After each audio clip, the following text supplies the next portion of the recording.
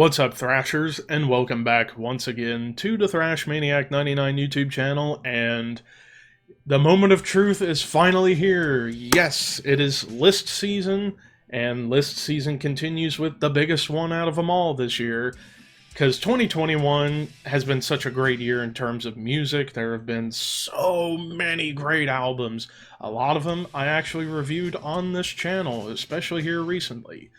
So I figured, why not take the 30 best albums in my mind and put them into a rank and figure out what album reigns supreme in 2021. But before I get started, my little plug spiel: if you like what you see, give this video a thumbs up, subscribe to the channel if you haven't already, and click that notification bell so that way you get updated on future videos and posts and whatnot. You can follow me on Instagram at thrashmaniac_YT, and you can follow me and or subscribe to me on Twitch at thrashmaniac99, where I go live playing video games, podcasts, all that fun stuff. So do all that, greatly appreciated. But without further ado, let's get to the video. Now, originally I was going to do a top 20 list, but then I thought, you know what, a lot of albums I loved will get shat on if I don't have them in some kind of list. So I decided to make it a top 30 list, to kind of be a little bit more fair, so to speak. But without further ado, let's get started with the list. At number 30, we have Dream Theater's A View from the Top of the World. Yeah, this is probably, in my opinion, the best Dream Theater album since Octavarium, and that was 16 years ago when that album came out. I think it's that good. Like, it's also more riff-oriented for me than most Dream Theater albums as of late. I thought this was a little bit better than Distance Over Time, way better than the Astonishing. Hell, if there's an album in my collection I would sell first, it would be The Astonishing. I did buy it when it came out, and yeah, I haven't gone back to it really at all since, except for one song, Heaven's Cove. But that's The Astonishing, we're not here to talk about that. A View from the Top of the World, like I said, it's more riff-oriented for Dream Theater, and that 20-plus minute epic at the very end, probably one of Dream Theater's best songs, and it's got so much going on. I mean, after all, it's Dream Theater. They're known to just go crazy with the instruments and add all these crazy parts to add more dynamics to the song, or in this case, the album as a whole. And maybe the heaviest album they've done in quite a while as well. There are some heavy fucking moments on this album, and while I don't have it in my collection yet, pretty much all these albums I'm going to get in my collection at some point. I do have quite a lot of these, but there are some I don't have in my collection just yet. This is going to be one that will be in the collection soon. But yeah, Dream Theater's A View from the Top of the World at my number 30. My number 29, I have Rise to the Skies, Let Me Drown With You. I actually got to talking a little bit with the man behind the band, Sergio, in the comments of my 16 albums I missed or forgot to review video. Really cool guy, and I think this band and himself should get more love, because Rise to the Sky is a hell of a project. Atmospheric death doom with hints of funeral doom, some melody, some heaviness. Lots of ambience, though, and I did mention in that video where I brought this album up when I was going more in depth about it, that maybe a couple of songs kind of went a little too far with the ambience, but it's not always a bad thing, because it can help bring in some more room to breathe to build up to the next big heavy riff or big moment in the song. And this album, like I said, this almost feels like a mix of like Swallow the Sun and slower Hooded Menace. Like, there's some heavy moments, there's some somber melodies here at times, and more people should scope this album out if they haven't already. Number 28, an early favorite from this year back in January, Tribulation's Where Gloom Becomes Sound. I thought this would crack the top 15, but it's fallen to a bunch of amazing albums, but this is still a hell of an album. This was actually my first experience listening to a full Tribulation album. Mixture of like melodic death metal, black metal, and gothic music. to really add to the darkness that's already present in Tribulation's sound. And Remembrance, the opening track, that's one of the catchiest songs of 2021. It sounds like where I think a band like Ghost should go to nowadays. I might be going a bit too far with that statement, but I hear some similarities to a band like Ghost in terms of like that more kind of poppy vibe, like the dark, evil pop that I hear in Ghost music. I hear a little bit of that on this album, but it's not as corny as, like, say, on the last Ghost album. But lots of heavy moments, great melodies, the vocals are just downright gross. And for those who have never listened to Tribulation before, I think this is a great first album to check out from them before you go back to their previous albums, and even back to when they first started as more of just a Swedish death metal band. So, yeah, my number 28, Tribulation, Where Gloom Becomes Sound. Number 27, Hypocrisy, Worship. Yeah, the first Hypocrisy album we've gotten in 8 years, and it delivered and then some.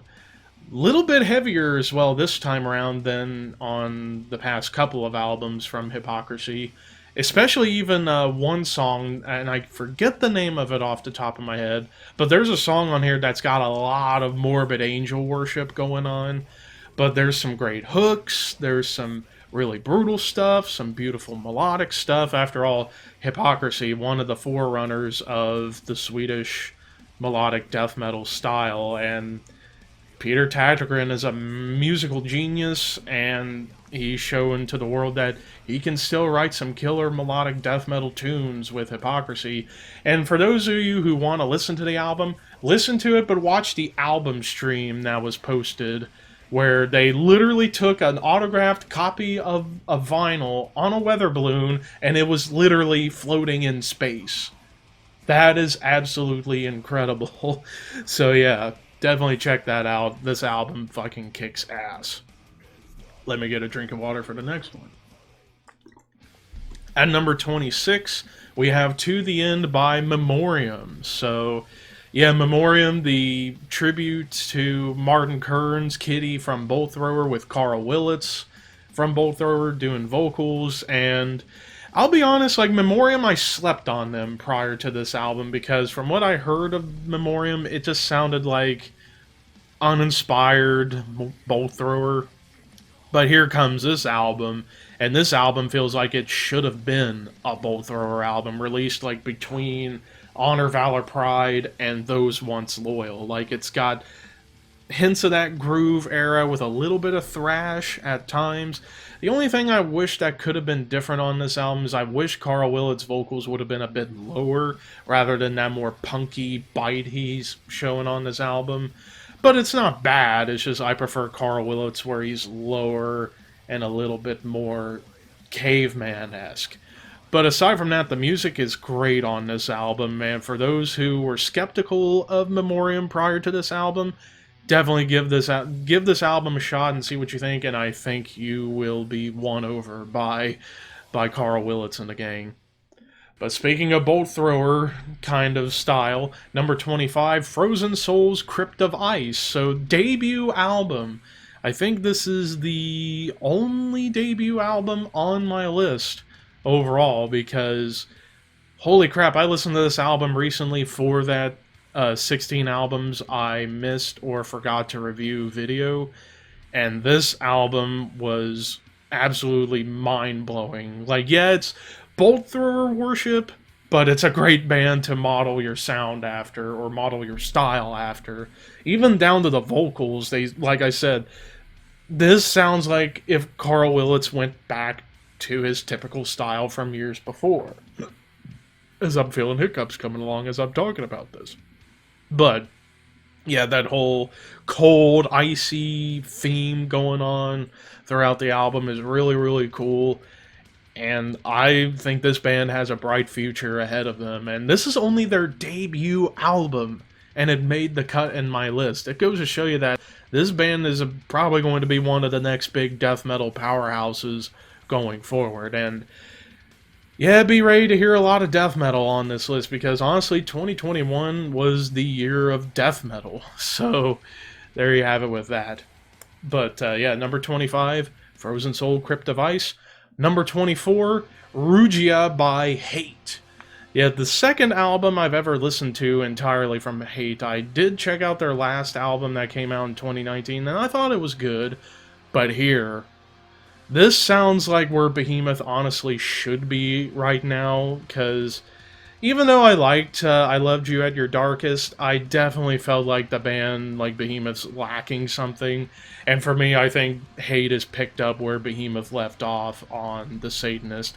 Granted, it's not quite as bombastic as Behemoth. This is more straightforward, fucking brutal, blackened death metal. But it kind of has those vibes of like old Behemoth and even a little bit of Vader, some Decapitated I can kind of hear in this album as well. But yeah, definitely a little bit more on the black metal end of the scale. But regardless, Hate, I think, is a highly underrated band out of that Polish death metal scene. And here they are, pretty much, like I said, picking up the torch from where Behemoth left off on The Satanist, but making it more straightforward, in your face, pummeling and brutal and evil, and I think more people should scope this album out if they haven't already. My number 24, Rugia by Hate. Speaking of great fucking death metal, number 23, Mania Cult by Aborted. Holy shit, was this a brutal fucking album, yet little hints of melody in here. Like, a couple of songs on this album certainly reminded me of, like, Carcass, and some parts remind me of Decapitated. Some parts remind me of Suffocation or Cannibal Corpse. But, holy crap, I thought that Necrotic Manifesto would be my favorite Aborted album. This album far beyond exceeds Necrotic Manifesto. Although I do need to go back to the old Aborted albums like Gormageddon and so on and so forth, but Mania Cult, the band has outdone themselves in their recent catalog for me because they really went all out. This kind of felt a little bit of like a couple other albums we're going to talk about later, a bit like a death metal sampler bladder, where it's like you get hints of almost every kind of death metal. There's a little bit of that melodic death metal, a little bit of tech death, lots of brutal death, some death grind thrown into the mix, and Aborted just know how to write songs and make them as heavy and as memorable as possible. And this album, I'm definitely going to get it whenever I get a chance to, because it is fucking badass. Anyways, moving on to number 22, Iron Maiden Senjutsu. Yeah, I'm putting it on the list because I feel like I kind of have to, because granted, maybe a bit bloated, but aside from that, I felt most of the songs on here were just absolutely masterful, especially Hell on Earth, the final song of the album, one of the best closing songs in Iron Maiden's entire career. And yeah, this definitely felt more like Maiden definitely fully going prog metal proper. Even though it's like you get hints of prog in a lot of their stuff, and especially since Seventh Son. But here I feel like this is more like Iron Maiden embracing their Jethro Tull influences, especially on songs like Riding on the Wall. You still get typical Iron Maiden stuff hitting on a couple of tracks like Days of Future Past and Stratego. But here they're just continuing to explore their sound and add nuances to their music and still trying to pump out quality material for a band that's been going for 46 years, 45 years roughly, and still pumping out great fucking music. And I mean, will this end up being the final Maiden album, or are they going to try and do one last one before they decide to call it quits? We'll see. But Senjutsu by Iron Maiden at number 22. At number 21, another early favorite of mine from back in January, Too Mean to Die by Accept. I keep saying it about this band. Their comeback since Blood of the Nations in 2010 has been one of the best stories in metal in recent years, because ever since Blood of the Nations came out in 2010 with New Energy with Mark Tornillo, they've just been on a tear ever since, to the point where their album Blind Rage was my favorite album of 2014, more a favorite than The Satanist among the other albums from 2014. I felt it was that impressive. Granted, I didn't check out Rise of Chaos when it came out, but when I heard this album coming out, I was like, I gotta give it a shot. And wow, there are some great songs on here, like Zombie Apocalypse, The Undertaker. Even though it's a bit odd, I do like that song. Symphony of Pain, Not My Problem. It's just... And How Do We Sleep? Just some great songs and some overall solid lyrics. Yeah, the song Overnight Sensation's a little dumb in terms of the lyrics, but the song itself kicks fucking ass. And this album as a whole kicks ass, in my opinion, in terms of straight up traditional metal with no other aspects. Well, maybe a little bit of speed metal and thrash in here at times, but one of the best traditional metal albums of 2021, at least in my eyes. Now we're into the top 20. At number 20, Red is the Color of Ripping Death by Nunslaughter. My first experience with a full-length album from Nunslaughter, and I just love this like very raw and dirty old-school death metal style with some Swedish death metal moments, some punk, some thrash, kind of thrown into the mix, and I can't help but still quote the title of the album from the title track, Red is the Color of Ripping Death. It just makes me want to go out and punch someone in the face. Holy shit. This album, and fellow Ohioans, even though they weren't formed in Ohio, they moved here, so they're basically Ohio boys, and they put out one of the best albums of the year, in my opinion. So, Red is the Color of Ripping Death by Nunslaughter at number 20. At number 19, And Again Into the Light by Panopticon. Yeah, this was my first full head-on experience with Panopticon, and I was blown away at just how masterfully crafted these songs were. You know, atmospheric black metal with some moments of folk and death metal thrown into the mix. Like I said, like the death metal moments kind of at times would remind me of a band like Immolation, but the black metal in here is just absolutely pummeling the atmosphere it provides. It provides you with a little bit of depression, but yet a little bit of evil darkness on top, and then folk elements to kind of add some gentle melody into the music was definitely something I was expecting to hear from a band that incorporates that element into their music. And Austin Lund showing that he knows how to really explore metal in ways that not a lot of people can really pull off, and or willing to go to. And this album, for my first experience with this band, I was absolutely impressed. My number 19. Number 18, Fear Factory Aggression Continuum. After all this album, it's the end of an era for Fear Factory, and really, I'm just going to go out and say it, this is the end of Fear Factory as a whole, because no matter what happens with Dino and how that band's going to go going forward, it's not going to be the same without Burton C. Bell. To me, he is the true voice of Fear Factory, and without him, the band is not going to be Fear Factory to me. So, for this to be the final album with Burton, I felt like he went out on top, because holy shit, this album's fucking amazing. Lots of death metal, lots of thrash, plenty of groove, with that like really mechanical sound, that whole industrial sound that the band has been known to create over the years. Songs like Fuel Injected Suicide Machine, Purity, Recoder, Monolith, those were among, and the title track, among my favorites from the album. And even in Monolith, a very beautiful guitar solo from Dino, despite I'm feeling like Dino's kind of being a bit of an idiot as of late. Can't deny his riffs and that solo in Monolith. And Burton's voice sounded on top of his game with his growls and even his cleans. So, we'll see what happens going forward with Fear Factory and with Burden, but to me, I feel like this is the end of Fear Factory overall, in my opinion. But for me, for the end of the band, what a way to go out with a hell of an album that go at number 18.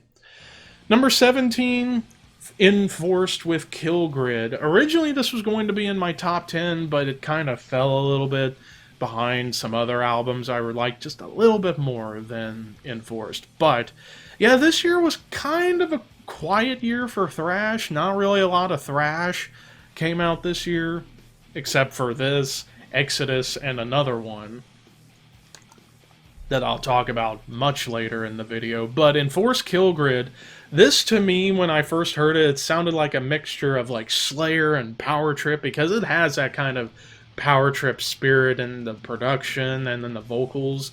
Riff-wise, there's a lot of like Slayer influence, even the solos. But the only thing that separates this from like Power Trip is the fact that Enforced are willing to do double bass drums and double kicks and stuff, whereas Power Trip would just do it with one kick drum and one kick pedal. But Enforced, yeah, I gave it another listen last night, and I still really, really like it. I need to get this in my collection at some point. But yeah, a lot of people had this much higher on other lists.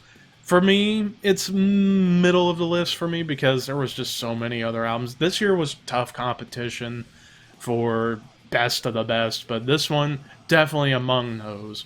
I highly recommend you guys check it out. If you like thrash with a bit of a darker tone, this is definitely it for you.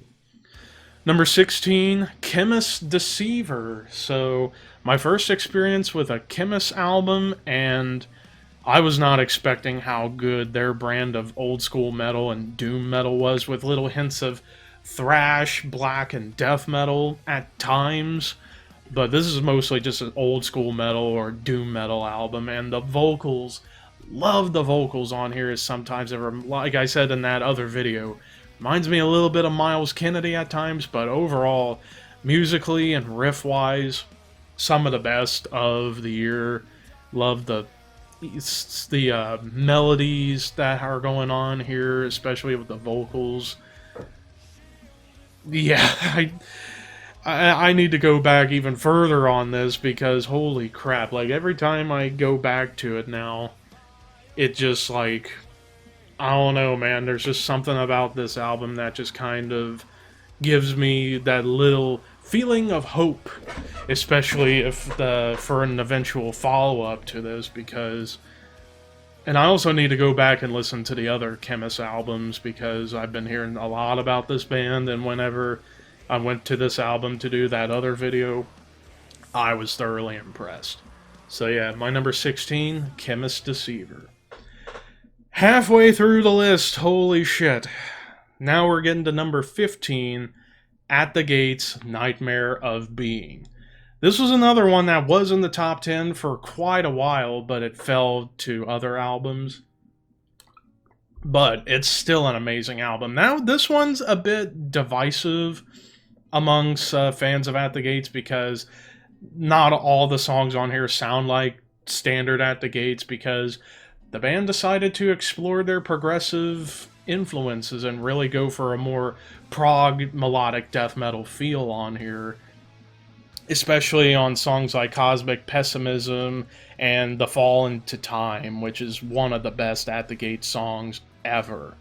I mean, and like Spectre of Extinction, you get more of that classic At the Gate sound. There's plenty of those moments on this album, but here they just wanted to evolve their sound, and I applaud them for it, and I think it paid off. And this is definitely the best album of their comeback run that's been going on since 2014. Don't think it's better than Slaughter of the Soul, but it's up there in terms of best At the Gates albums. So yeah, number 15, The Nightmare of Being. Number 14, Swallow the Sun, Moonflowers. A hell of a follow-up to one of my favorite albums of 2019, When a Shadow is Forced into the Light. Here, talk about a bit of a 180 compared to their last album, where their last album was one of the saddest things I've ever heard in my life. Here, they were angry this time around. Like, whereas the last album was more dark melancholy, here it's more dark anger with moments of melancholy at times. But I mean, songs like Enemy, Woven into Sorrow,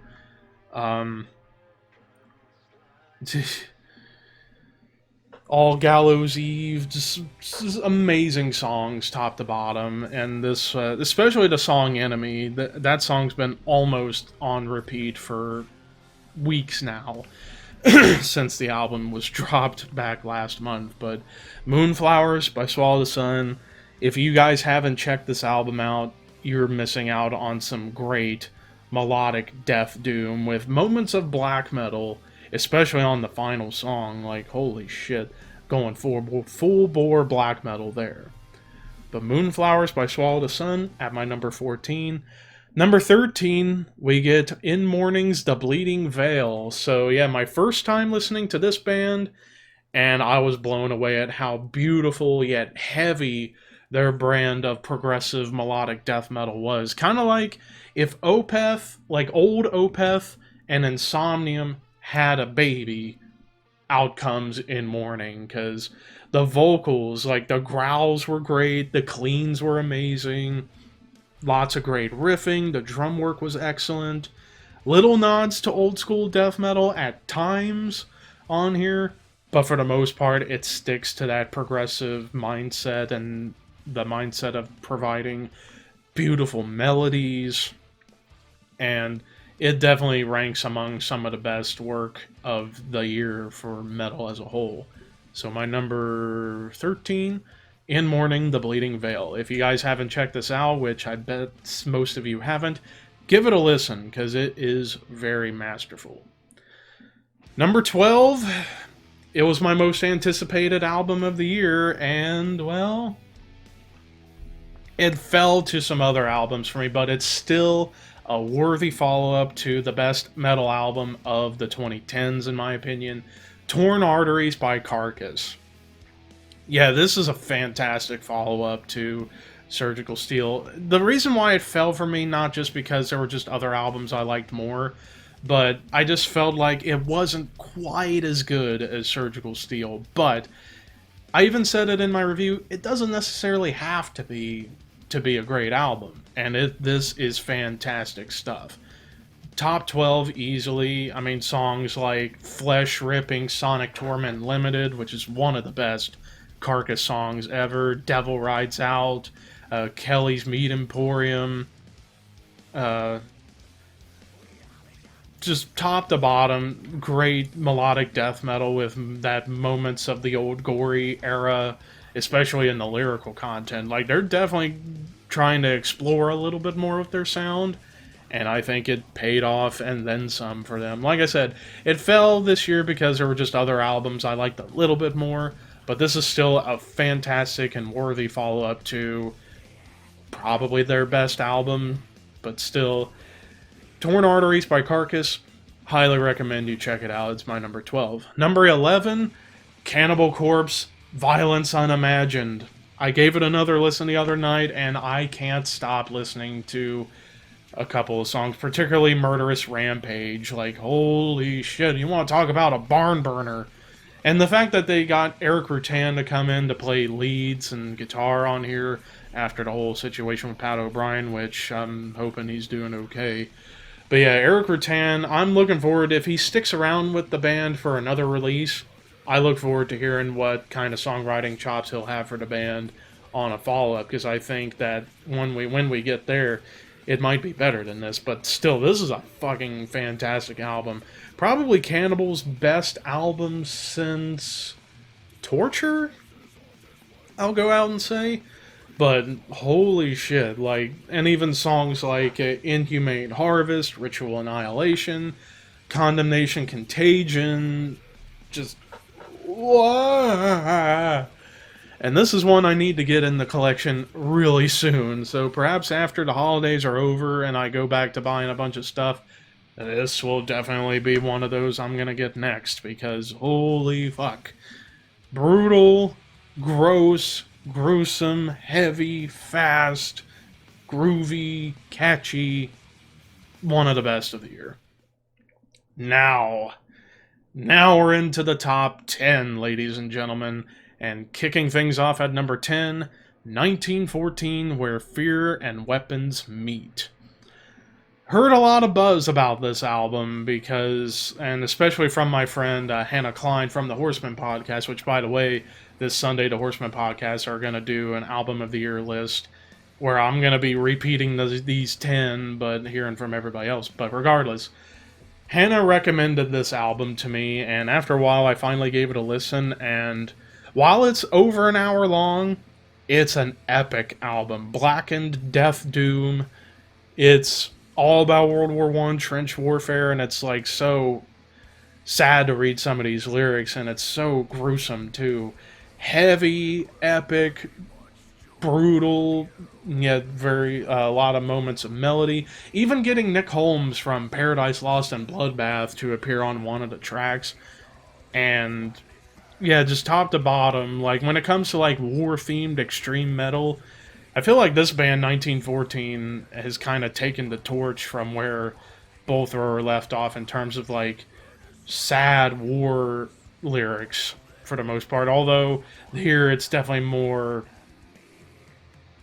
I don't know how to put it, but yeah, this album, the album itself will speak for itself whenever you guys that haven't listened to it, when you guys check it out, because it is, mwah. It's just wonderful. Let me get another drink. As we get into number 9, Obscura, A Valediction.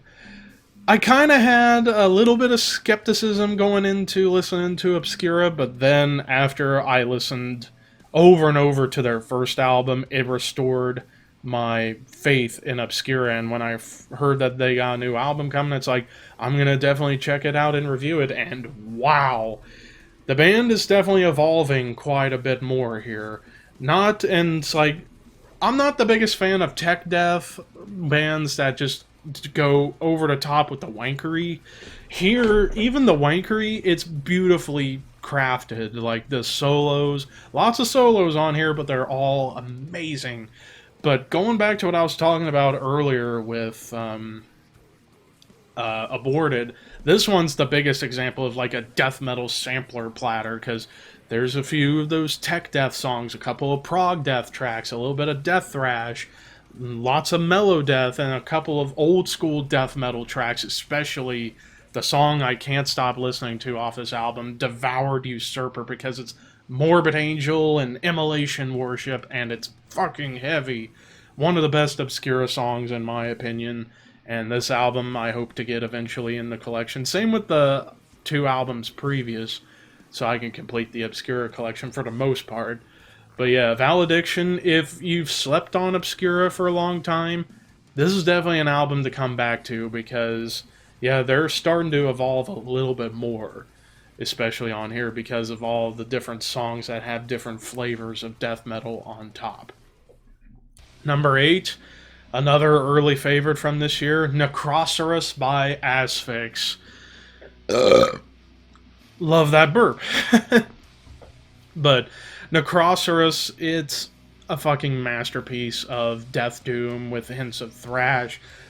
Sounds like classic Asphyx, and really, what more do you honestly want from them? Because this is great meat and potatoes, down the line, pummeling death doom with, like I said, those moments of thrash and old school death metal. And my favorite song of 2021 is on this album, 3 Years of Famine. Such a beautiful and heavy song, doomy, dark, with that melodic break at about 2.5 minutes where it sounds like To Live Is To Die by Metallica. It kind of gave me moments of that. And even the main riff kind of reminding me of Skull Crusher by Overkill, but in their own way. And songs like Botox Implosion, the title track, The Nameless Elite, Mount Skull, The Soul Cure Is Death, top to bottom. Gross, amazing, heavy. I can't even put it into words anymore. A lot of these upcoming albums I'm not going to be able to put into words to do it justice. Number 7, Imperial Congregation by Blood Red Throne. I feel like when it comes down to straight down the line traditional death metal, this was the best one in my opinion, because Blood Red Throne just came in for their first album on Nuclear Blast Records, and wow, did they knock it out of the park and then some. I was a big fan of their last album, Fit to Kill. I think this is beyond even Fit to Kill, and probably in the overall pantheon in the history of Blood Red Throne, this is definitely among one of their best. Neck and neck even with Monument of Death for me, in my opinion. And, you know, the first album with my good buddy Gunner in the band doing bass, and his bass playing on here is very noteworthy on here, as I even talked about with him. It reminds me so much of guys like Alex Webster from Cannibal Corpse. Songs on here that stood out the most to me were the title track, Conquered Malevolence, We All Bleed. I mean, just top to bottom, if you haven't listened to Imperial Congregation yet, you are missing out on, in my opinion, the best straight down the line, meat and potatoes, death metal album of 2021. It is that fucking great. Now, I need to take another drink for this. So, I've been thinking a lot about with these next 6 albums, because these next 6 ones are ones that have become perfect scores in over the year. And these 6 albums, I can make a case for every one of them being the best for 2021. But here we go. At number 6, Colors 2 by Between the Buried and Me. Gave this album a full-on listen last week, and I was blown away as to how incredible this album was. Like, prog, death metal, hardcore moments at times, but lots of experimentation going on. And this definitely felt like a pandemic album, because it kind of reflects on a little bit of that with the lyrical content, but musically, like, every member of this band was on top of their game. Dan Briggs was on top of his game with the bass and the keyboards, Paul on the guitars, and even Tommy, the vocalist. Like, I thought his vocals on here were very, very exceptional. Like, even his death growls were really cool. His more hardcore bark was solid. But his clean vocals, I think, stood above all, because there were moments where he sounded like James LaBrie from Dream Theater, even on this album. And I also love that song, Fix the Error. It's such a catchy tune. It's so quirky, yet it's so fun. And this album, for the most part, is a fun listen. Definitely one of the best in terms of prog for 2021. Continuing with my theme of prog, number 5... one of the first albums I gave a perfect score to this year, Sowen's Imperial. Now, this is another one that's very divisive among metal fans, because this sounds like Sowen's turned to a bit more of a commercial sound, maybe? But even at that, the songwriting on here was incredible, especially that song, what the fuck was the name of it? Here, and I've listened to the album over and over, and I can't even remember the title of it, so I have to go back through my list just to be sure, so I don't fuck it up. Monarch. That's one of my favorite songs to sing along to. Fortune's a great one. Antagonist. Lumerian's brilliant. Like, every song on this album is so great. And I don't know why people dislike this album. I really, really don't. But I think they should give this album another shot, because there's some catchy moments, beautiful songs. Martin Lopez showcasing why he's one of the best drummers in metal of all time. And it's my number 5. Number 4, kind of one that came in for me a little bit late, but it's just, this band just continues to amaze me. Darkthrone, Eternal Hails. I talked about their last album, Old Star, and how great that album was, and I've listened to that nonstop really ever since. But here, Eternal Hails just continues to explore that more classic heavy metal, doom metal territory with that blackened style on top. And I even talked about in my review, there are moments on here that remind me so much of like old Black Sabbath, Celtic Frost, Motorhead, even little bits of Iron Maiden, Judas Priest at times. Like, Dark Throne, and I love how endearing the recording quality of this was. This sounded like a late 70s, early 80s demo recording, but yet it still sounded so cool.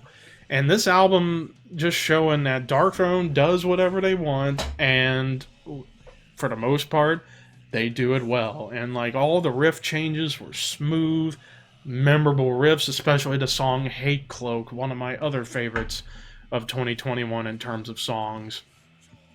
For those who have slept on Dark Throne for a long time, why have you been sleeping? This band just continues to be consistent for the most part, and this album is actually ranked among one of my favorite Dark Throne albums as a whole now. Like, it's even above 2/3 of the Unholy Trinity. I said it, but yes. Eternal Hails at number 4. Now the top 3. These 3 albums, oh my god. Again, I'm not going to be able to do them justice by putting them to words, so I'm just going to go out and say it. Number 3, The Tritonus Bell by Hooded Menace. I remember when this album came out. I think I've listened to this album non-stop since then for the most part, because, oh my god, Hooded Menace, just, they've reached something new here. Like, they've always been a great death doom band for sure, and they've become one of my favorites in the genre.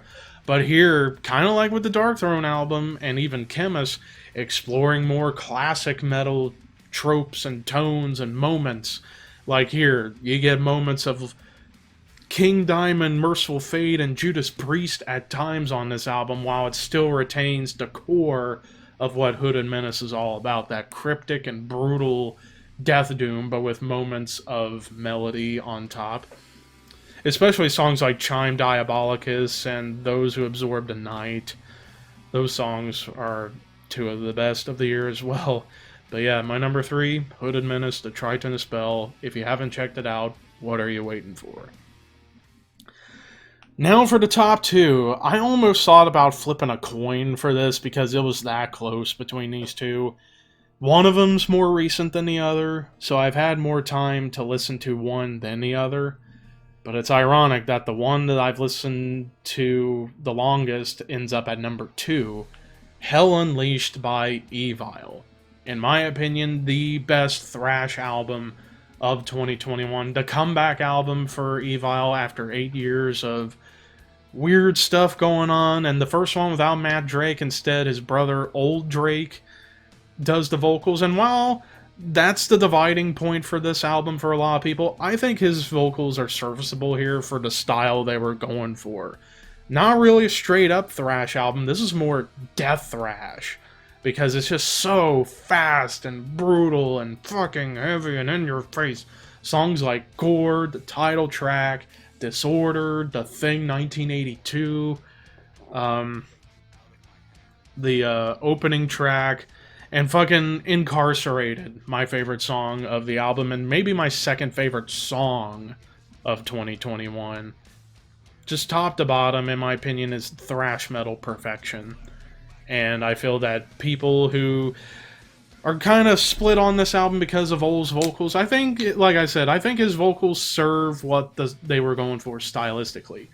Maybe if Matt Drake comes back for the next one, maybe it'll be better, or if Old gets better overall as a vocalist, we'll see where the band goes from here. But yeah, Hell Unleashed at number 2. So at number 1...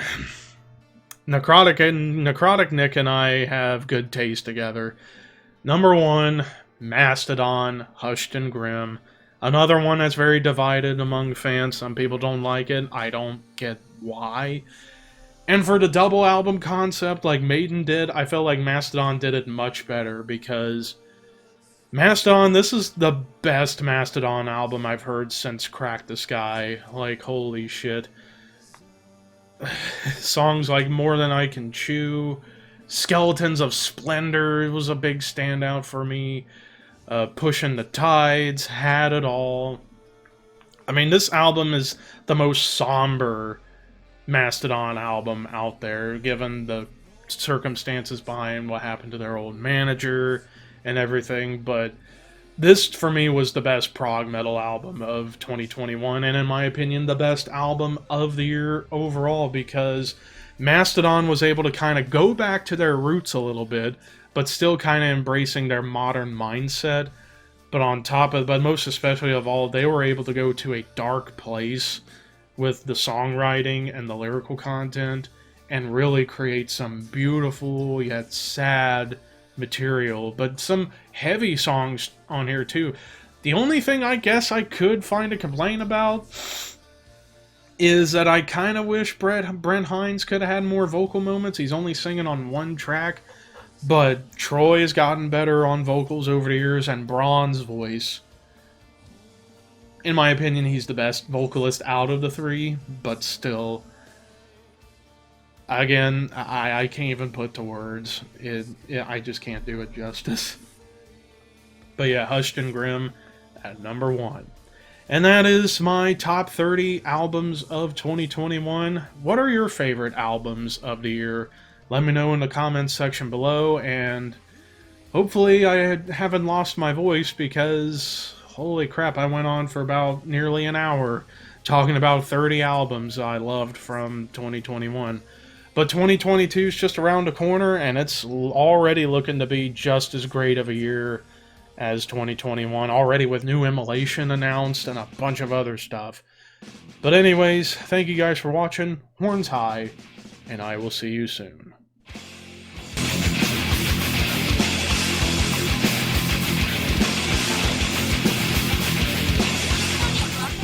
I do not want candles! Wow. That's just Levi Christmas getting Stop it! on. Like, I don't want candles! 10 candles? I'm wrecking myself. Screw that. I feel myself going to a Christmas department store and just hearing someone over in the other aisle, I do not want candles! Wow, I have had a brain fart. I do not want candles! Just in that voice. Okay. Never forget, I do not want candles! Next toy. No! 10 printers? Are you kidding me?